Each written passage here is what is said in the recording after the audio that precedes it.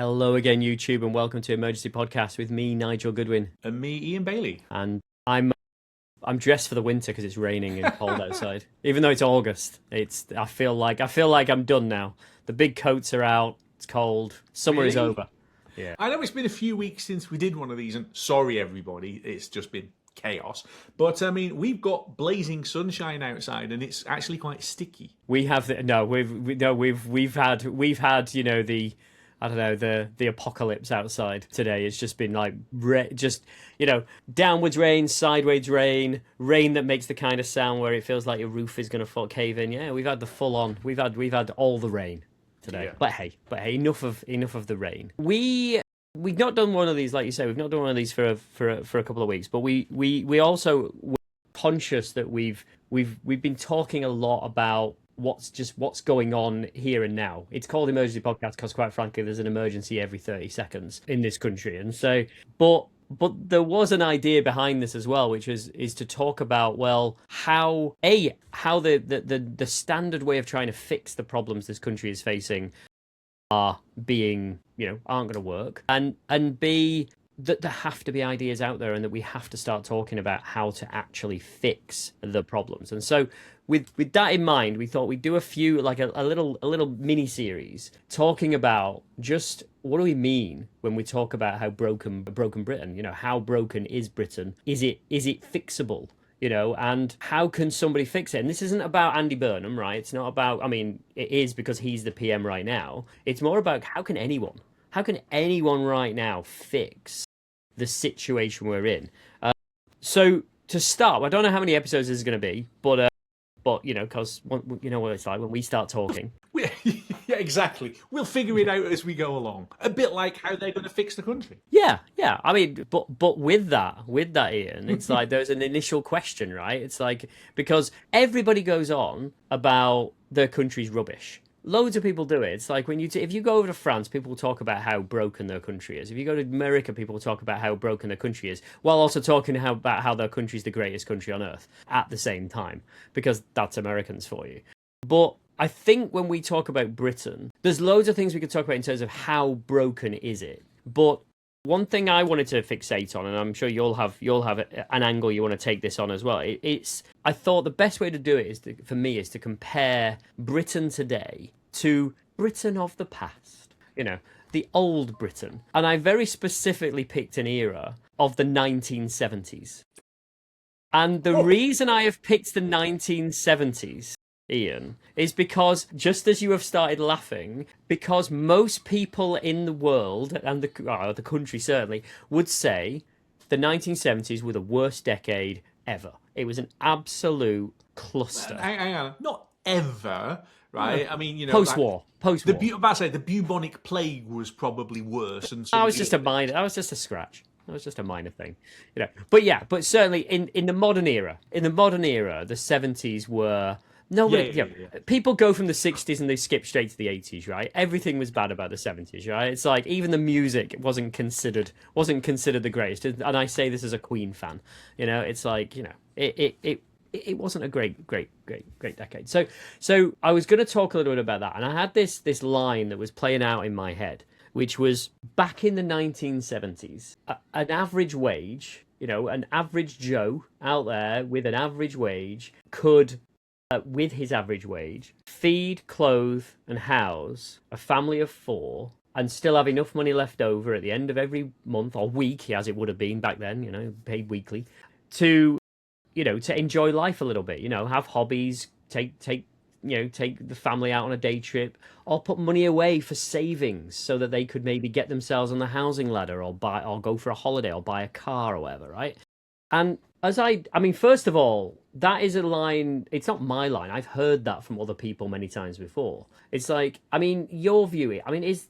We were born in the late 70s, but we weren't around to experience it. It's like, are people just talking rubbish? It's like, was it really that great back in the 1970s? Okay, I think people need to understand a bit about human psychology as well, okay? Because there is always a normalcy bias that goes with the things that you experience around you as it is, right? So at the moment, we are all used to, having your computing power that we're recording this on that you couldn't even have dreamed of 15 years ago, never mind that, or go back before that where a pocket calculator was the most amazing thing, or go before that where it's it's cross-ply tires or showers. I saw Jimmy Carr talking about we live in the golden age because we have hot showers, which would have been something inconceivable of somebody, even 100 years ago. So there is always this thing about, today is amazing, but there's always somebody else who is, especially in today's connected era where you're plugged into everyone, everywhere, instantaneously with things like, YouTube and TikTok and whatever.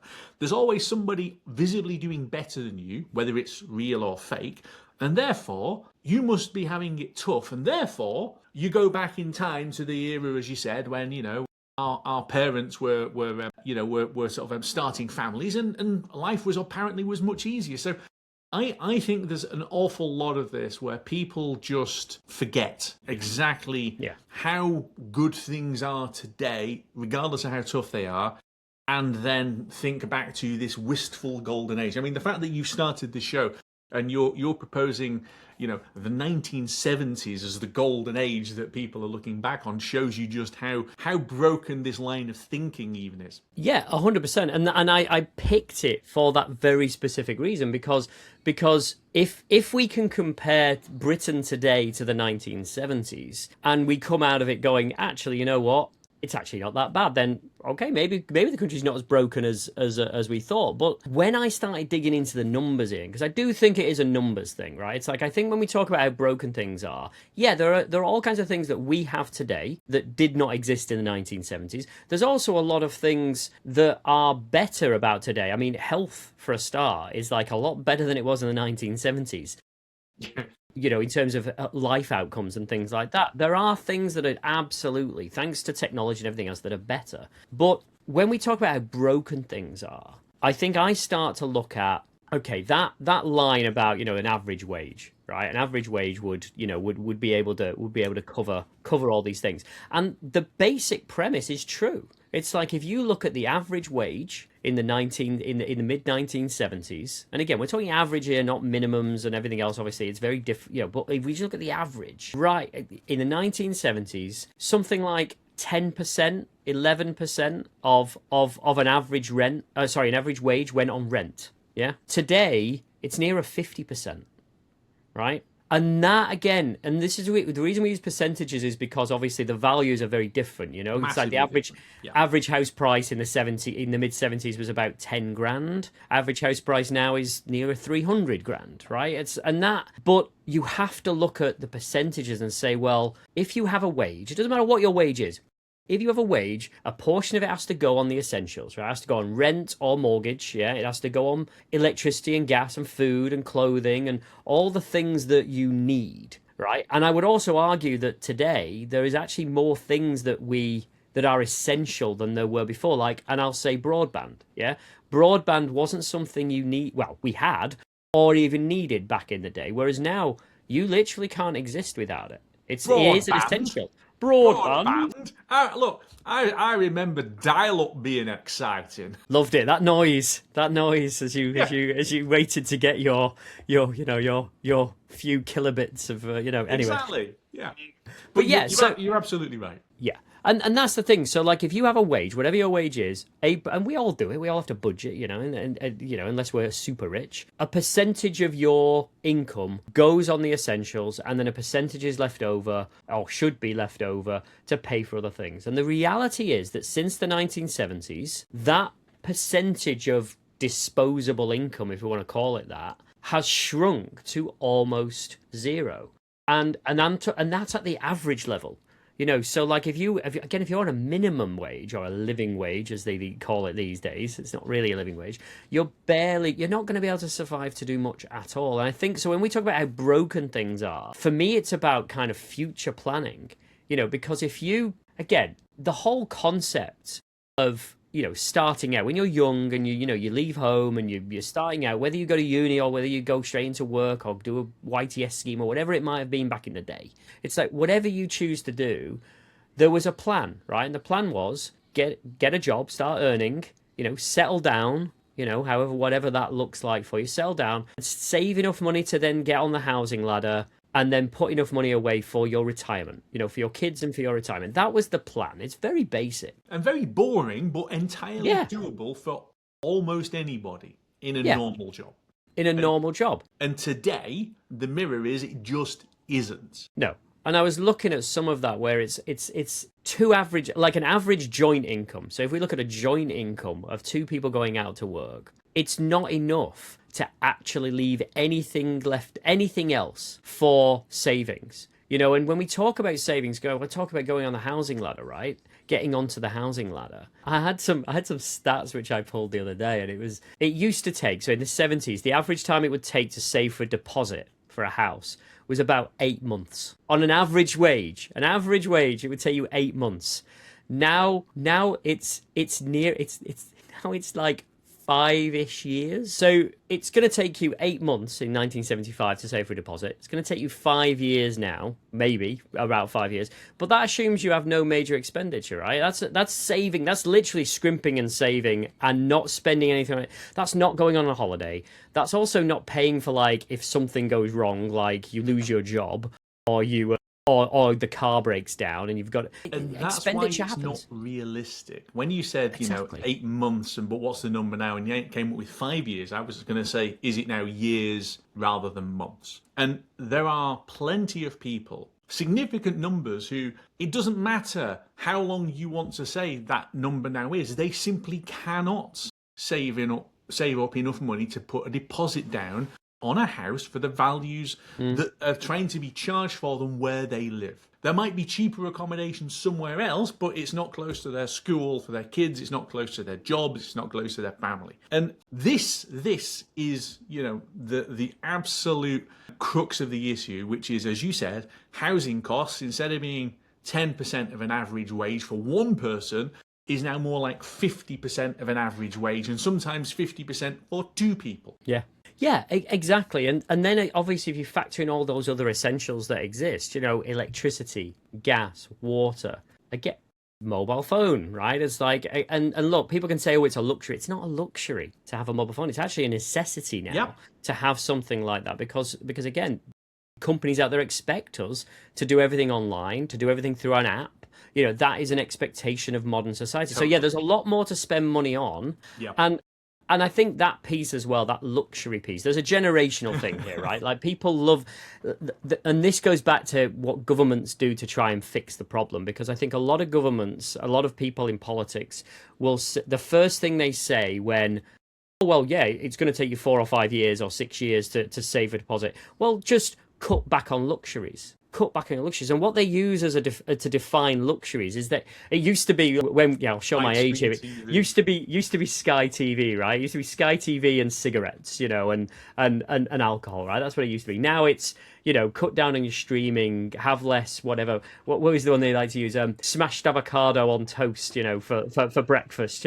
They use these examples to make it sound like younger generations are basically blowing every penny that they have on luxuries they don't need, while missing the fact that that stuff isn't going to move the needle when house prices are doing this, when house prices are getting so expensive and wages are not going up that by anywhere near the same proportion. But also, life is supposed to be about living and enjoying yourself. If the message we're giving to people is cut back on all your luxuries, you are all in it together, cut back on all these things, and we're saying to people, you just have to earn enough money to survive, then that is a ludicrous viewpoint, right? It's like, because surely life is about living. It's also what you're talking about, just cut back on spending money on the luxuries. So what they're saying is just cut back on spending. So you end up in a place where you've got a lot of people that, all right, they might have a job and they're paying taxes, but without the disposable income to go out there and spend even on the things that they really want, right? Without that money to spend, that money then doesn't get spent on goods and services with businesses, which means that they can't employ people and pay wages, and then there's tax receipts, and then they've got a disposable income. Your whole economy shrinks. Yeah, and you end up in this death spiral where, in essence, there's plenty of money for a handful of people, but the money that's actually circulating, right, is reducing. So, and this is how you end up with dead towns, where, and I would class Rochdale as on the list of, you know, what you would call dead towns, where they used to be a thing, right? Rochdale was a cotton town. The cotton industry is gone. You can replace it with some bits of service industries and whatever else. They all start to go, and then fewer people have got jobs, which means there's less money to spend, which means the shops close because there's no money being spent in them, and then you end up with a town centre that's basically just shuttered and all owned by investors somewhere else, yeah, who aren't going to give that away because that's on their balance sheet, and they're not going to just let anybody else go into it, and then the deprivation cycles ever further downwards, where, well, why would you want to stay there where it looks like this? So people who still have a job or aspirations move away high, and then you end up where there's even fewer people there working and less taxes being paid. And we've got like this. People talk about the left behind towns, and obviously Reform have banged on about this for a while and exploited it in places like Clacton or Great Yarmouth, and you know, some of the great English seaside towns of old are now, you know, pretty run down and tatty. But it's not just there.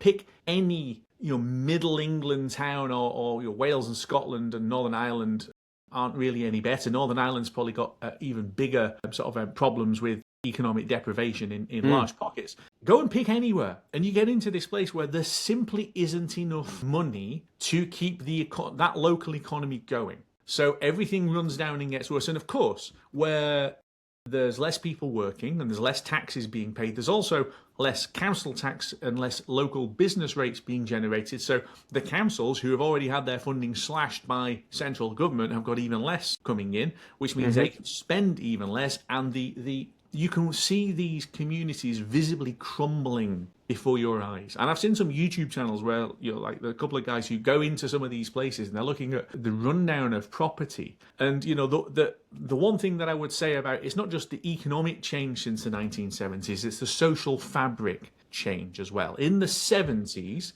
Britain still had a lot of its, you know, sort of a huge investment in buildings and public infrastructure that the Victorians and so on had done. And then you had this huge wave of modernisation. Let's knock down some of the old tatty stuff, and we're going to build the new and the shiny and the concrete. None of that's happening now.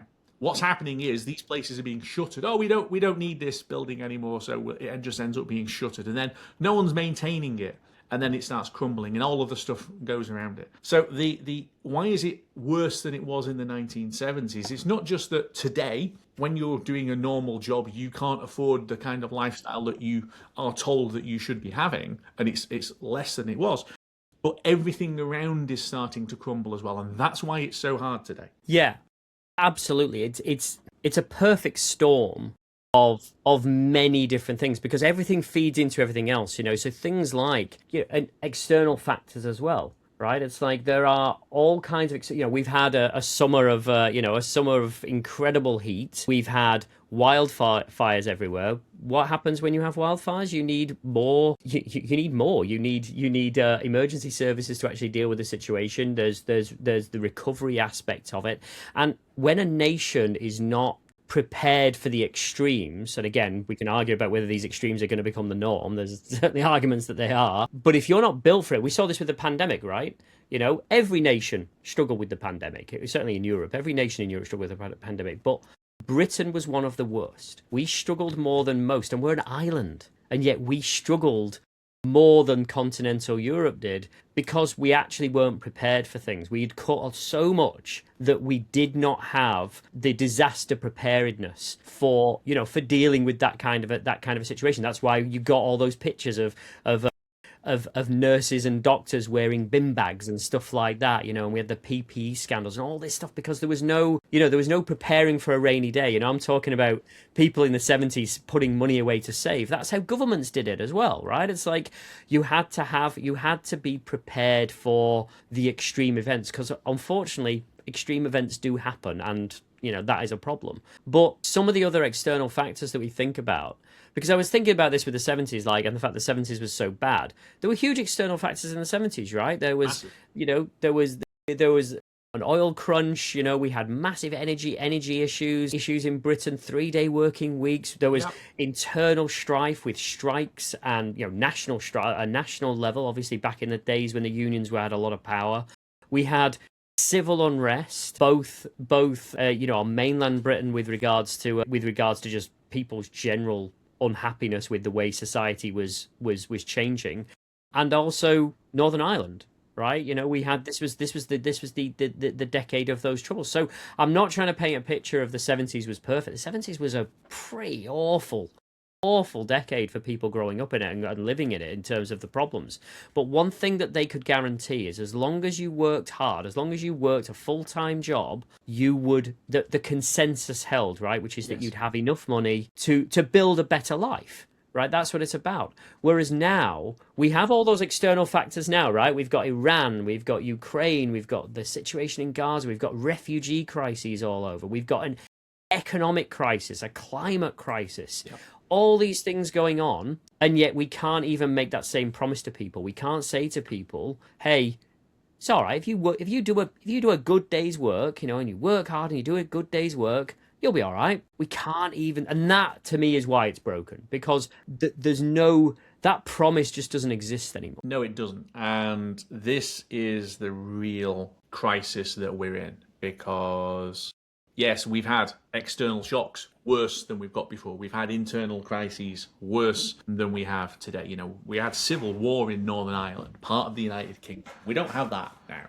War is a decent distance away from the UK. It's not right on our doorstep. So we've had far worse crises, and yet it's so much harder to actually turn things around because we're also in this enormous pile of debt where to try and keep up the lifestyle that people think that they should be getting, and to cover over the fact that, economic activity is slowed and the cost of living has gone up, we've ended up basically borrowing money to give people to live a subsistence level lifestyle.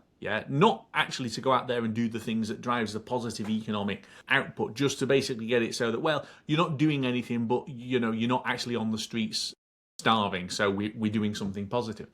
And this is now the hard bit of how do you actually turn all of this around? And as with any crisis, the starting point has to be accepting that you're in a crisis and here's the problem, and therefore what are we going to do about it? And I think the real political crisis that we have on top of the economic mess that we've got ourselves into is nobody seems to want to accept the realities of today. Nobody seems to want to say, this is a big fucking problem. Yeah. And what are we going to do about it? Instead, it's there is no problem, or if there is a problem, it wasn't us who were doing the problem, it's somebody else that's going to do it. And it's definitely the fault of these brown people, not us. And it's like this, it's just crazy. Exactly.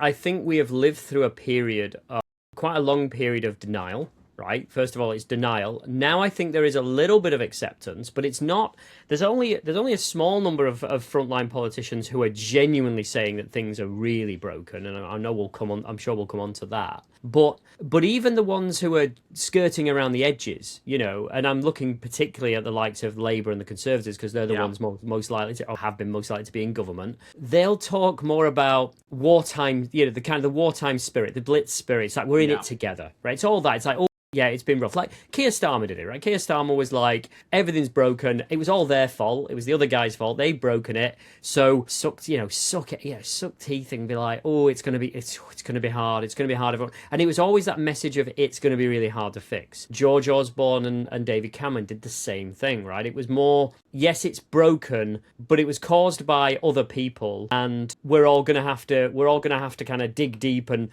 dig ourselves out of it. When of course that actually didn't happen. It's actually things just continued to get worse because there wasn't an acceptance of this is actually a fundamental, but things are fundamentally broken here, and you can't fix them by just doing the same old thing. In again, and to use the Tory Labour thing, right? The Tories would be slash and burn, right? Cut your way to growth. Good luck. And Labour, of course, it was the old, well, if we just invest more in in public services, then everything will be okay. It was very, there was no, these are old ideas to solve a problem that don't necessarily marry with where we are today. Like you mentioned debt, right? We are in so much debt that there's no consideration for how we actually get ourselves out of that. We're in this crazy place though, where I've been doing a reasonable amount of business travel, and you go to countries who within the last century were quite literally bombed to a pulp. Okay, so we're look at the Netherlands as an example. Okay, invaded, their country literally ceases to exist as an independent nation and is basically run as a Nazi puppet state, and has a huge amount of assets looted, the population sort of suppressed and murdered and all of these other things, and then has the crap bombed out of it to get liberated. And then you look at the way that they have turned themselves around post-war, and the way that France has turned itself around post-war, the way that Germany, West Germany, or even East Germany, after then having 50 years of communism after it, right? Everybody else has gone, we have got a problem and this is the problem. So here's how we reinvest our money and how we sort ourselves out and we go and do it. We haven't done any of those things because we won the war and then we won the World Cup. Right? Patriotism, that's the big thing now, right? Patriotism, the disease of dogs, as I read somewhere, right? It's this faux, aren't we marvellous, Rule Britannia bullshit that has got us into this mess, because we, for some reason, think that we're this massive country and that we're better than everybody else, morally as well as, like militarily and economically. And these days, it just isn't bloody true anymore. And we've got to actually accept that and say, you know what? They've got it better than us. They've got it better than us. They've got it. What are the lessons to learn? We have to be humble and say, this is not acceptable anymore. Yeah. Right? Exactly. And look, it starts with that conversation. And this is the big problem, right? Because I mentioned frontline politicians, right? And I mentioned Labour and the Tories. If you get a Labour politician or a Tory politician who goes on a little bit too much about things being broken, what do they get accused of doing? They get accused of doing down Britain, right? That's the soundbite. That's what they get accused of. And the thing is, look, who is considered the greatest patriot in British history, right? Winston Churchill. Yeah, Winston Churchill, considered probably the greatest patriot and everything else. Winston Churchill was a pariah. In the 1920s and 1930s, he was a pariah. Why? Because he was going around talking about how broken things were. He was always talking about how unprepared we were for a crisis, he was being considered by everyone around him as a relic of the past. And loads of flaws with Winston Churchill, okay, well, we're not going to get into that today. But the fact is that our greatest patriot, to me, he was our great patriot, not because he won World War II, but because he had the guts back in the 20s and 30s to stand up and say, you know what? If we don't sort ourselves out here, we might be the greatest empire there's ever been, but we're not going to be for long. He saw it before a lot of other people saw it, right? That's patriotism. Patriotism is really about recognizing there's a problem and trying to go fix it. That's patriotism, not waving a flag and saying everything's great and everything's perfect. That's just denial. Well, and so much of to bring it up to date, so much of today's, there is a problem, but it's their fault nonsense is utter denial, right? It's the fault of immigrants. What? So if immigration stopped tomorrow, or if all the brown people mysteriously, does that suddenly fix your life? Does that make everything better? No, right? We're now going to have an argument and a fight about the fact that we're sticking these Timu flags onto lampposts with cable ties. Well, if the flag wasn't there, are things going to be worse? If the flag goes up, are things going to be better? And it's just performative nonsense that's missing the basic problem, which is, the people who are arguing about, I want to put the flag up, and the other people saying, no, you should be taking it down. You're all in the same place, lads, right? No one is better off here or worse off here by a significant amount, because the system that you are in has completely broken down to the point where I honestly look. We're coming up now on Parliament's going to return in a few days, and then we're going to have Prime Minister's questions and all of that performative nonsense, and we're heading towards a budget in the autumn, and in October, is John Healey going to spend money on this? Is he going to cut money from that? Most of it isn't going to matter a damn thing, because you are quite literally fiddling around the edges and not doing the big thing in the middle. And the big thing in the middle remains the cost of living, right? Because for so many people, it doesn't matter how hard you work, you cannot pay your bills, right? You cannot lead the life that you expect to be able to do. And there's no way of fixing that without pulling things back a few layers and saying the system has got some issues here and how do we fix it. And look, why I at least appreciate what Andy Burnham is saying is he's talking a lot about this. We have got the most centralized state anywhere in the developed world, right? Everything is run out of London for London, and everywhere else isn't really getting anything. And that it's not a north-south divide thing, it's a London everywhere else thing. Going to Kent, 100%. right? They're not rolling in money. They're as deprived as anywhere else. Yeah, exactly. And this is the bit where, and look, Andy Burnham has made, as a prime minister anyway, he's taken the first step, right? He's willing to talk about the fact that, look, things are genuinely broken here. We have, and talk about how politicians have failed. Politicians of all flavours have failed the British people. That is step one, right? Step one in kind of solving the problem. And then step two is he's brought in the hope question, right? He's talking about, let's have a bit of hope. Because obviously if you just talk about how broken stuff is and how depressing things are, then you're not going to fix anything either. And you just to get into a blame game. So he's now then talking about hope, but then it's the what comes next. Because unfortunately, and look, I have hope myself and faith in the idea of Andy Burnham, and I like what I'm hearing. But my biggest fear is as the days go by, as the lobbyists, because that is a big thing, right? Get their teeth into him, the people who get access that we don't get, that the average person does not get. The great ideas, the big ideas he has, will start to just get consumed by we can just put a sticking plaster on that, right? Everything gets smaller. And look, we don't need to talk about kind of Andy Burnham and what he's going to, I'm sure we'll get into that more when Parliament returns, but that fundamental problem, the fact that things are institutionally broken, the country of Britain is not working anymore, whether it is the trains or the water or water being polluted, or whether it's the fact that you can't get a GP appointment or the hospital waiting list. All of these things are problems, but they're all interconnected, right? They're all connected by the same thing. That's the point. Exactly. And this is the problem. Like, I remember when Keir Starmer first got in a couple of years ago, he approached it in a, surely decades ago. It feels like feels like, I know, yeah. But when he came in a couple of years ago, he I think he approached it in the way. He didn't necessarily approach it in a bad way, but he approached it in the wrong way for the time, right? Which was he approached it in kind of like a project manager, or a battlefield surgeon, maybe, I don't know, going in and going, okay, let's fix the biggest problem today. And like the biggest problem right then, I think it was prisons, right? When he first came in, it was the prisons crisis, right? The fact that prisons were going to run out of space 30 minutes after Rishi Sunak left office, right? And so he had to go fix that. And he went and he sorted something out and he put some money, and they fixed it initially. And then it was to move on to the next problem, and then the next problem.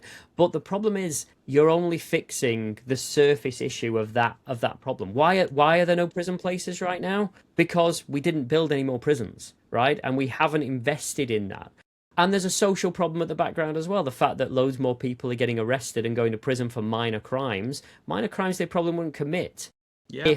If there were jobs, if there was better opportunity at a young age, and you weren't in a left behind town, right? There's a lot of this stuff here. What you said about it not being joined up, even the prisons bit. Yeah, we've got a problem with prison places, so we're going to do an immediate sticking plaster solution to take some of the pressure off. Great. And now we're a couple of years down the line, and one of the early things Andy Burnham's had to face is there is literally nowhere to put prisoners. You're going to have to let a whole load of people. Same problem.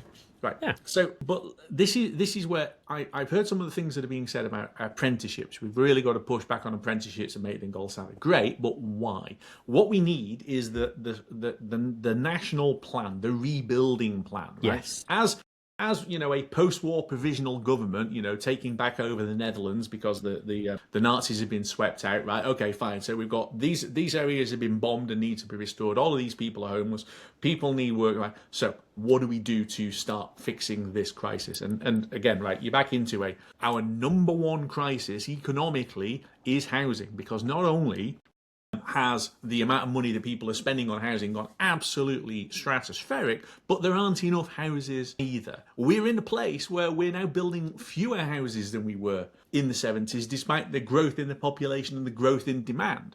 So we're in this absurd place where, and the last time I looked at this, we don't have the builders, the brickies, the sparkies, the joiners to actually do the work. We don't have actually the capability to produce enough bricks to build houses. We've got a planning system where to get anything built takes 407 years of applications, right? So of course nothing's being built, and then even the stuff that does get approved gets land banked, because you have got all of these different building companies and they get planning permission to build houses, and the permission is approved, and then they say, well, we're not going to build now, we'll build at a time where we're going to make the highest profit, and that isn't now. So you end up with a lot of houses are approved but very few are actually being built. So we need to go out and build a whole load more houses, because basic supply and demand here, right? Build houses, people move into them, the price starts coming down. There's a lot of people who think, my house is my retirement plan, and they're not going to like it. But there's an element here of the entire country's going to shit. So we're going to have to rebalance this. And I think the obvious and immediate one, if Angela Rayner is going to be putting her hard hat back on and you're going out and talking about this, is all of the land bank stuff. Pass an amendment to the law that basically compels them all. You've got 3 months, right? You've had approval to build houses. You've got to make a start in 3 months. You've actually got to not just make a start, but actually get on with it. And if you don't, then the planning permission for the land continues, but basically it gets taken off you. Okay? Yeah.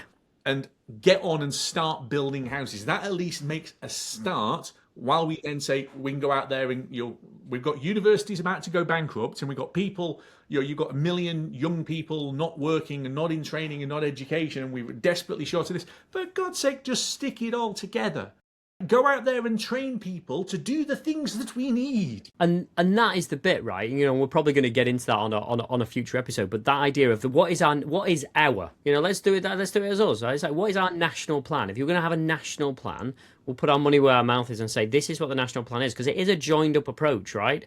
It's about having a plan for what industries do we want Britain to excel in going forward, because again, we can talk, and this is that, but it's not about going back to the past and saying, well, let's reopen the coal mines, or let's try and do steel again, or textiles again. Thinking of Rochdale, it's like, because we're not going to be able to compete, right? We can't compete on a global level there. So forget about that. It's about the future, the modern industries that we need to invest in, and what are the ones we're going to do? And if we're going to do those industries, if they're the ones we're going to focus on, what's our education strategy to actually have people to be in those industries? How are we going to incentivize? How are we then going to, where are all those industries going to be? And how are we then going to build a transport infrastructure that's going to connect it all?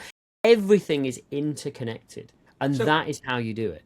And with some of these things, again, some of the hard decisions that they're going to have to make aren't actually that hard if you think about it. So you just said, we've got to go out there and train and educate people. So students, we have got universities that are literally on the verge of bankruptcy. They had so much of their money pulled from the government, were allowed to put their fees up, but then that got capped, but then more money's taken off them. Oh, don't worry, you can bring in lots of overseas students, right? How many Chinese students are there in cities like Sheffield? But now the government is saying, oh, people are worried about migrants and some of them are staying, so we're going to have to stop Chinese students coming across and Indian students and whatever else.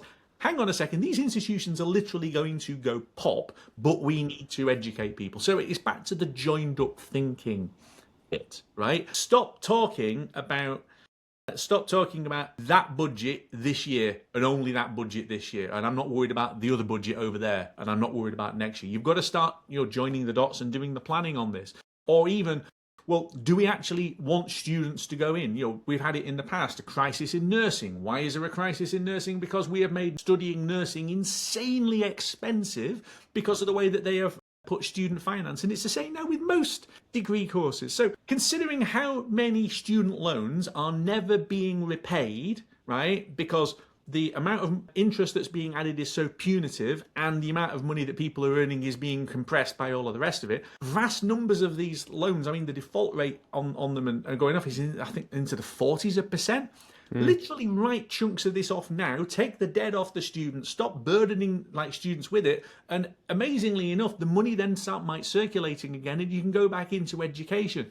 A few banks, it's not even the big banks, it's like the investor banks, because the student debt gets sold off and packaged and all the rest of it. And so some of them might end up taking a haircut. So bloody what, right? It's capitalism. You take a risk and sometimes it doesn't pay off. We've got to actually go out there and make some of these bigger decisions, which is we can't afford to have a poorly educated workforce and 1 million people who aren't doing anything at all, and at the same time we've got all of these institutions that literally can't find the people and haven't got any money, and they're going to go bankrupt. And then 5 years down the line, how are we supposed to educate people? How do we let that happen? Yeah, and that is the bit, the how did we let it happen? I mean, look, that's for podcasts and what, people like us to kind of go, we can debate about how it happened. I don't want my politicians talking about how it happened, quite frankly. I want my politicians to go fix it.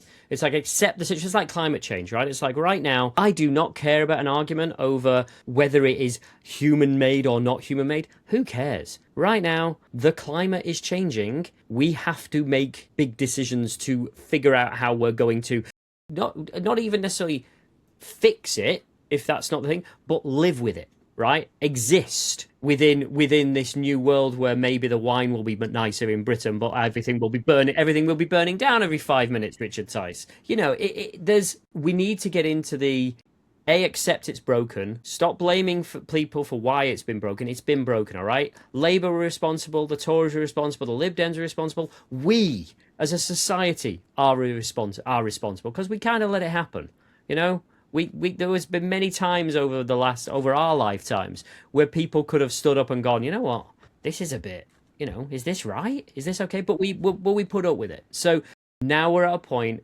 where the change has to come, to use that word. The change has to come. Change. One word.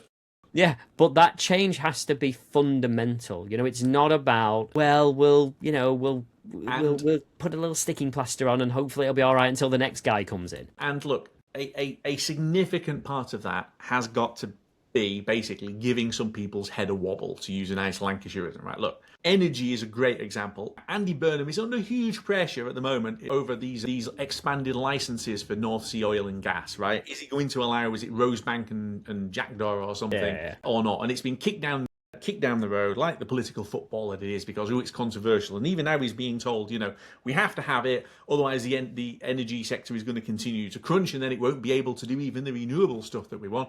But if he says yes to it, then he's going to lose 80 MPs to the Greens or something. It's like, right, we are not about to stop burning oil and gas tomorrow. So if you stop bringing that in, we're bringing it in from somewhere else. So can we all agree that digging the stuff up ourselves where it's economically viable is better than buying it from somewhere else, right? The buying it from somewhere else bit isn't cleaner than the stuff that you're unhappy about coming out of the ground. And we do the transition into renewables.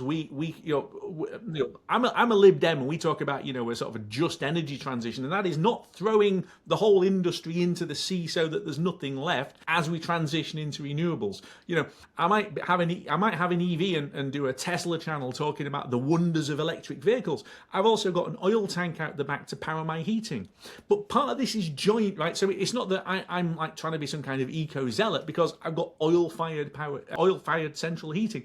But part of the reason why I have to have oil-fired central heating is I'm not allowed to do the stuff to the building to fit a heat pump, even if I wanted to do one, because of the broken planning system, yada, yada, yada, yada. So none of it's joined up. Exactly. And we've got to bash their heads together. No, completely, because that's the bit, right? But people get lost, and this Rosebank and the Jackdaw oil fields and stuff. This is the first kind of Andy Burnham pressure story that he's going to give, because I want us to be a nation that relies solely on renewable energy. Okay, I really do. I believe that is the plan. But it's not a switch. You can't flick a switch. We are already on that journey. We've been on that journey now for quite a number of years, decades, effectively. Progress. And we're making great progress. What matters now is we have to have a balance. And all it is it's like if this is fossil fuels and this is renewable, it's just doing this, right? But it can't just do that. You can't just get rid of one. And that's where the Greens. I mean, look, I have no issue with the Greens saying what they're saying, because that is that is literally what they do, right? That's what they stand for. But they are wrong, right? You cannot just turn it off, because that will actually have an even bigger hit on the economy. That will actually have a bigger hit on ordinary people. We have to continue investing in it. It's just all we're saying is we're investing a bit less every year. Yeah. Until ultimately it goes. But what is great is if you do a transition, is those people who work in that industry are filtering over to this new industry. Absolutely. Whereas if you just switch it off, which is what happened with the coal industry, right? When they just switched off the coal industry in Britain in the 1980s, when they did that, all those people just ended up out of work, right? There was no plan for what they were going to go and do next. The coal industry had to die in this country over time. It had to die. It was going to die. Okay, but it did. But just switching it off was the problem. You had to have a managed decline with a plan for what you're going to do with all the people who live in those communities. But that was a perfect example, though, where they said, "Oh, the economic case is we've got to shut these pits." Right? Okay, fine. So, and we ended up in this insane place where we still had coal-fired power stations, right? And those coal-fired power stations were being powered by coal dug out of Brazil. Right, dragged from a pit in Brazil to a port, dumped onto a ship, brought halfway around the world, like unloaded hundreds of miles away from the coal-fired power station, dragged by a train to be. And apparently, people were trying to claim that was cheaper and more economically sensible than digging it up in the pit next door that still had 200 years worth of coal in it. So the power stations have now gone, which is why coal is done. But at the time, it's a perfect example of where we now at with oil, right? We can't bring up our own. It's a terrible idea. No, but you're going to be bringing it in from somewhere else. Yeah. Right? Yeah. It's just stupid. That's the thing. If you're worried about the environmental impact, Green Party of the UK, great. Are you worried about the environmental impact of them digging up the oil in Venezuela or Brazil or Saudi Arabia or wherever? It's like, because this is climate change is a global problem, right? It's like no one nation can fix it or prevent it at this stage. It's like it's a united front. What this really is about is not climate change. It's about energy independence. Yes. Right? Because energy independence means two things. One, we are not at the mercy of a foreign state that might turn the tap off and can make all kinds of crazy demands on us. And two, economically, it means we have an industry that we can invest in and employ people in, and potentially then sell our wares abroad. That's how it works. Absolutely. But it's the part of the reason why the country has become so run down is because politics has become black and white.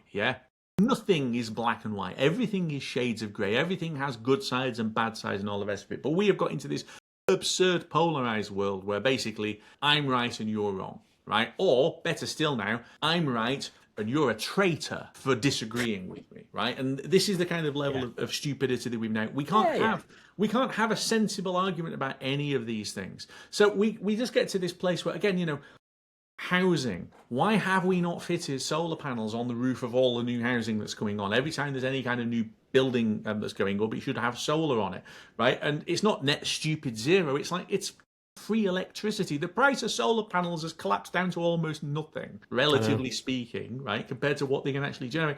That should just be the thing, because if you've got lots and lots of micro generation going on, then you need less of the big generation that causes all the problems and less of the giant, pylons carrying the stuff around and the expensive interconnector taking power down to England, right? It's just sensible. But we can't have a sensible argument about it because we've got pranks as politicians. Exactly. It's because it's become about culture. Yeah, that's the word. It's become about it's become about culture. It's like solar panels are woke, right? That's what it comes. That's what it is, right? Solar panels are woke, and woke is bad, right? Apparently, it's like, but it's so ludicrous because I remember. Look, in my youth, when I first started, when I first got my driving license, and I did what most people do when they get their driving license and they're young and free and don't have to, like, don't have commitments elsewhere. I went and drove around Europe, right? And I still do it today. I still drive around Europe and stuff because I like driving. And I remember the first times when I was really kind of getting out there into kind of France and Belgium and Netherlands and Germany, and I just see all these glistening rooftops. This is 25 years ago, Ian, right? And houses galore covered in solar panels. And you couldn't even get one in Britain back then. And it's like, this is such a ludicrous situation that we found ourselves in. And that's the bit about, look, every country has got problems. There is no perfect country. There are problems all across Europe and everything else. But right now in Britain, we have put ourselves in a position where everything is a complete mess. Yeah. And the people who we task with fixing it, and I don't just mean the government, but I mean all the people in opposition as well, all of the parties out there are too busy tearing strips off each other, trying to win the argument. Yeah. Get the clicks effectively. They're just trying to get them. Yeah, that's all that matters to them. So when Richard Tice comes out and starts talking about, it's climate change. I think a hot summer's good for us. It'll be great for the wine industry. It's like, look, does he actually believe that? He probably doesn't, quite frankly. He's not a moron. But it's a great soundbite because we're talking about it right now, and it does appeal to his base, right? It appeals to his base because it's a man of the people going, oh, everyone's just being a bit stupid here, aren't they? Sorry. In what way is Richard Tice a man of the people? He thinks he's a man of the people. He tells us he's a man of the people. He's like, he says, I'm a man of the people. No, yeah. Living in Dubai with his many millions. But, hey, he's a man of the people. The thing is that we've with your wonderful 1970s comparison, we've identified that, yes, there is a rather major crisis, right? A financial emergency, which is everyone is broke as fuck, right? And it's been getting worse for a long time, and it continues now to get silly. And so much of that is the fault of we're not building enough housing, and the housing we've got costs an absolute insanity amount of money. And we have got this insane energy policy or lack of policy for the last 25 years, which means that the price of energy is the highest of anybody in Europe. And that makes the price of literally everything much more expensive, which again means, I saw a thing that was comparing the economy and how broken it is using Yorkie bars, and it was trying to show you where it was versus, I worked for Nestle. Yeah, I worked for Nestle 25 nearly years ago. And I remember that, the size of the Yorkie bars that they were talking about. They're talking about, how big was the bar? How much did it cost? How many could you buy with an average wage and all of the rest of it? And basically, you're talking about they've effectively become 70 to 80% more expensive than they were for a chocolate bar. And that's just one example.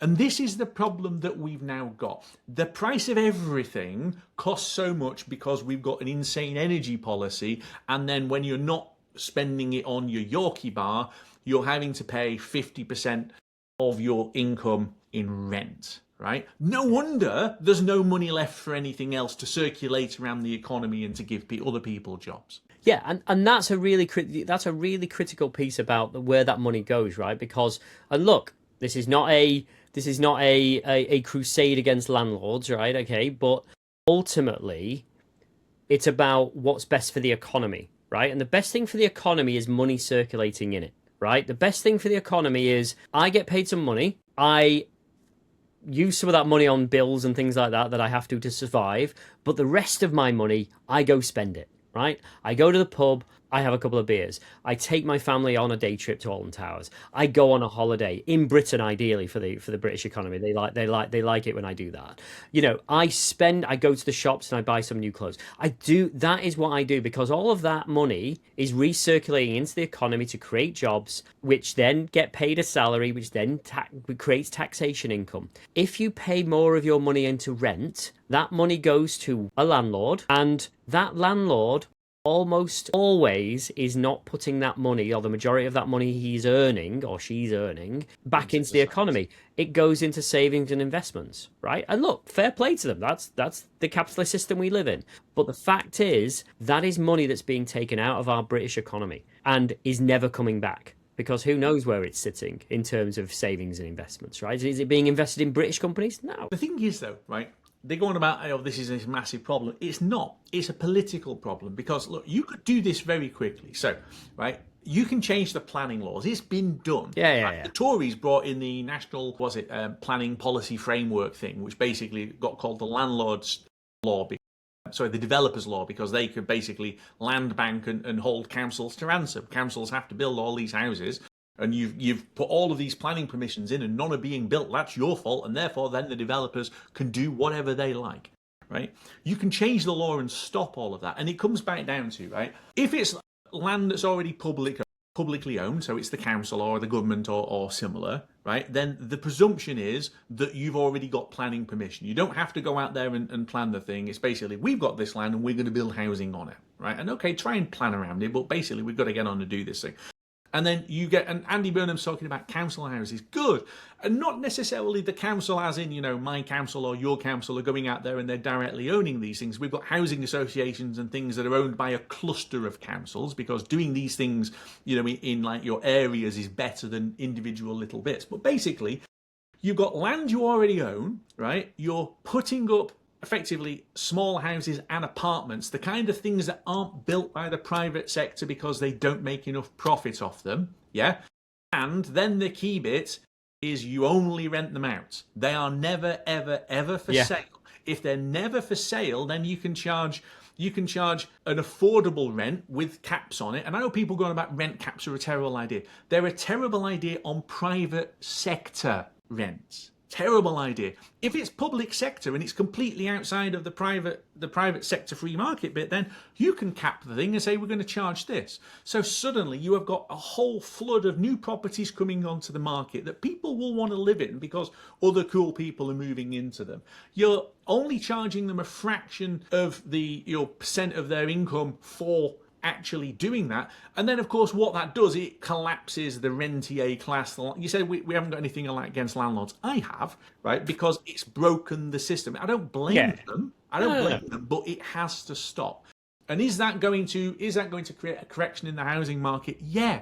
But for the people who are then going to say, oh, my house has lost 100 grand in value, congratulations, your kids can now afford to buy one without taking 70 grand out of your savings for a deposit. Well done. Right?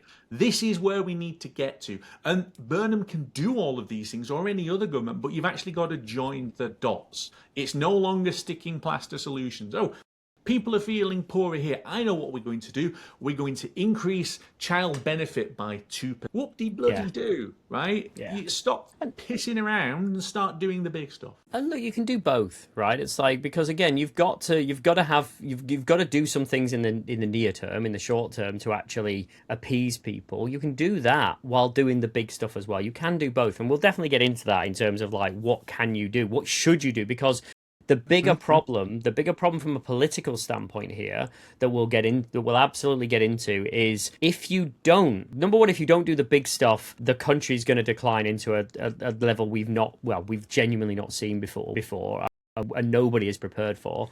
But also from a political level, if you're not demonstrating change, right, then we'll have a new prime minister again in 5 minutes. That is the big problem right now. It's like, because we need some consistency over time. I've just thought of a fascinating idea, actually, right? Which is, because I was then thinking about what does some of these things that I'm just ranting on about look like in reality?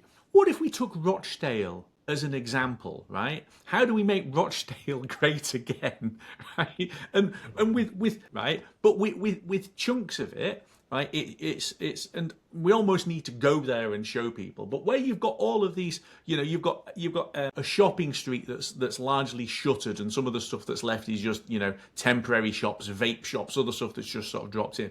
All of that needs to be basically compulsory purchased, and some of it demolished. You've got an empty 1980s shopping centre which is never going to be opened again, and the owners I think the owners changed a couple of times because companies have gone bust. Buy it, bulldoze it, and then built like places for people to live. Yeah. Right? They've done that. They've done some of that in Rochdale as well, by the way. They built a hotel in the town centre, and they started to build apartments, and the developer went bust. So the problem isn't the building apartments, it's the fact that it's not the housing association doing it. Yeah. there are so many things. There are so many things, Ian, that we could talk about when we talk about kind of broken Britain in terms of, we didn't really even touch on the, kind of the water industry or the trains or the, or the NHS even, it's like, and the things, the services, because again, it isn't just that there's not, it's life is not affordable for the average person, but just building everything in this country right now or fixing everything in this country, it's so expensive to do anything. We talk about large infrastructure projects, right? They're so expensive that everybody shies away and runs away from them. But the fact is, other countries do them. And we used to do them as well, even during our most difficult times, even during the 1970s when we were virtually bankrupt as a country. We were still doing stuff. We were still building things. So look, there's probably, an hour in. We should probably leave it there. We've had a good little rant. I'll leave you with a couple of stats actually, Ian, because some of these things in my research, I actually did research for this one, which is quite rare for me. Shows you how we run things here. So house prices since 1975 have gone up by 2,385%. Lovely. Joint salaries, have gone up by 1,400% since then. That is your problem, right? Fundamentally. 1,000% difference. So yes, that is why it was possible to save for a deposit in 8 months, and now it is not. But another one that scared me, and maybe we can get into this next one, was what's happening with the younger generations in terms of what are they obviously.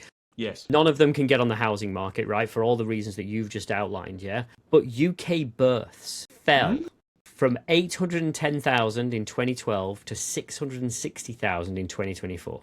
Right, births are going down. And it's not, and people have been asked why are people having less kids? Money is being cited as the number one reason. Right, people can't afford to have kids. That's also a problem because you know what kids are? Taxpayers. Exactly, they are taxpayers one day. And we have touched on this previously, but I think just as a closing note, where people talk about they're afraid because. The most popular boy's name now is Mohammed, and they're ignoring the fact that practically every Muslim boy has Mohammed in the name because it's a religious thing, right? Whereas not every white supposedly Christian boy has got Nige or Ian in their name, right? So very few have Nige. Don't worry about that. Yeah. Right? But it's So other people in other groups are having more babies than we are. So what we need to do is to get rid of these people. Great. So who's going to pay the taxes for your pension?